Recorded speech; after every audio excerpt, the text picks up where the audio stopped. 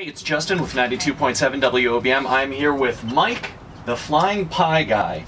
The pie's not actually flying itself, but tell me a little bit about the flying pie guy, where you got the name, where you're from, and what you're serving up. So we're serving authentic Australian meat pies, and we have different varieties of chicken and pork and beef and different fillings. The one you're holding right now is the tradie pie. It's the most popular. It's bacon and New York mild cheddar and beef and seasonings, and it's all folded into a buttery, flaky crust. And so the flying pie guy, when I wanted to get into a food truck, I wanted to know what I wanted to sell what I knew best, and so it's Australian meat pies. Okay. So we travel around the tri-state area and we do different events. This weekend we're at Six Flags Great Adventure, of course, with GPS and the International Food and Beer Festival.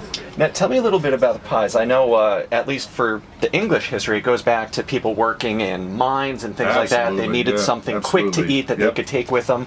Tell me a little bit about the Australian end of the pies. So the British, the Irish, the Scottish all use them in the mines, and it's a quick meal, and it's a relatively inexpensive meal to make. And then, so when I was growing up in Australia, they sold pretty much every bakery. An Aussie meat pie to an Australian is what a hot dog is to an American, pretty much. You can get them everywhere, all sports games, everywhere you go.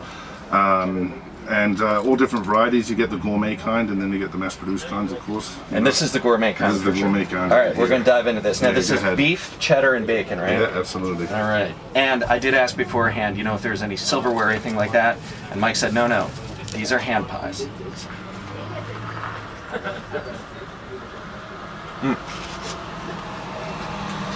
You can really taste the buttery crust. Yeah, really rich beef and cheddar and bacon flavor in that. Is this your biggest seller? This is the biggest seller. We probably sell about 6 or 7 of these to one. We have some new pies coming out. We have a pie coming out in a couple of weeks dedicated to Tony Luke Jr. for Philadelphia, where we're going to do a roast pork, broccoli rabe, and sharp provolone pie. I like the sound of that.